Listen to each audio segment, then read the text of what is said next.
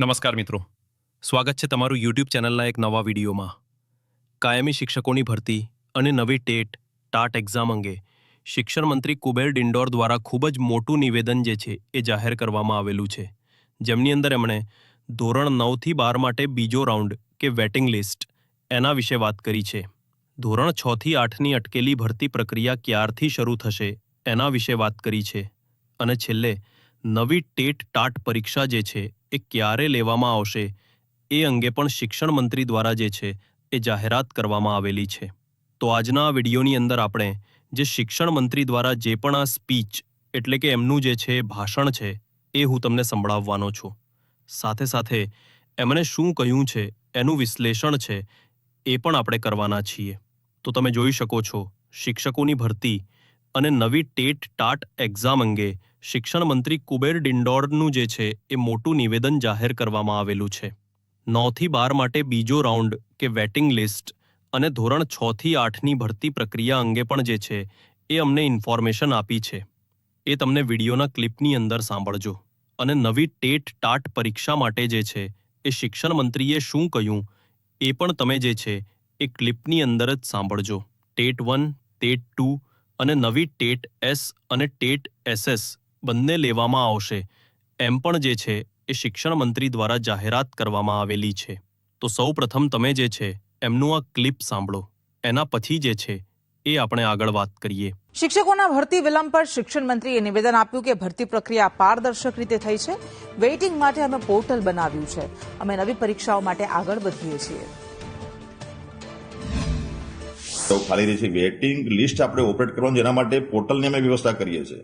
આપણી વ્યવસ્થા છે, ભરતી પ્રક્રિયા પારદર્શક છે, કોઈને પણ અન્યાય ના થાય એના માટેના પ્રયત્નો છે અને ટૂંક સમયમાં એ પણ આપણે પૂરા કરીશું. ઉમેદવારો જે છે એ અમારી પ્રક્રિયા અત્યારે હાલમાં ચાલુ જ છે. હવે એ જે વેકેન્સી ખાલી રહેશે એના માટે આવનારા સમય માટે અમે નક્કી કર્યું છે, અમારું ભરતી બોર્ડ ચાલે છે અને તમારું વિભાગ અને માનનીય મુખ્યમંત્રી સાહેબ માર્ગદર્શન હેઠળ આવનારા સમયમાં ટેટ 1, ટેટ 2, ટાટ માધ્યમિક, ટાટ ઉત્તર માધ્યમિકની આપણી એક્ઝામ પણ લઈશું. એટલે જે વિદ્યાર્થીઓ આ 2 વર્ષથી જે બીએડ કરીને જે તાલીમી સ્નાતકો જે છે એમને પણ એની તક મળે એના માટેની વ્યવસ્થા અમે ટૂંક સમયમાં કરવાના છે. તો તમે જે પ્રમાણે ક્લિપની અંદર સાંભળ્યું એ પ્રમાણે તમે જોઈ શકો છો, ધોરણ 9થી 12 માટે જે છે એ વેટિંગ આવવાનું છે અને એના માટેનું જે છે એ પોર્ટલ અત્યારે તૈયાર કરવાની કામગીરી ચાલી રહી છે.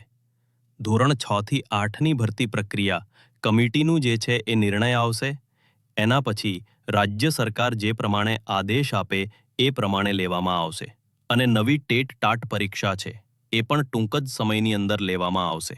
હવે આ ટૂંક સમય કેટલો રહે છે એના વિશે મને તો કોઈ પ્રોપર ખ્યાલ નથી, પરંતુ ટૂંક સમય જે છે એ એમ શિક્ષણ મંત્રી દ્વારા જણાવવામાં આવેલું છે. બની શકે છે કે આ ટૂંક સમય 1 મહિનાનો હોય, 2 મહિનાનો પણ હોઈ શકે છે, 6 મહિનાનો પણ હોઈ શકે છે અને આ ટૂંક સમય 12 મહિનાનો પણ હોઈ શકે છે.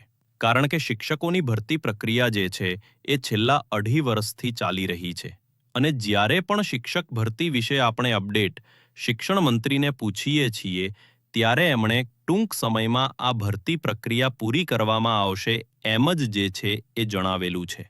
તો નવી ટાટ પરીક્ષા માટે ધોરણથી 12 માટે જે છે એ વેટિંગ લિસ્ટ માટે પણ જે છે એમણે ટૂંક સમયની અંદર આ તમામ પ્રક્રિયા કરવામાં આવશે એમ જણાવી છે.